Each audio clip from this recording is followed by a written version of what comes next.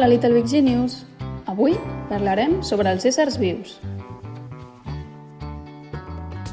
Els éssers vius són organismes complexes i actius que, a diferència dels éssers inerts, fan les funcions vitals.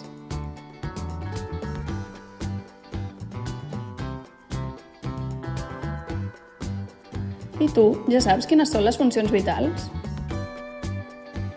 Doncs bé, la primera és la funció de nutrició, que és el procés amb el qual obtenim l'energia per viure.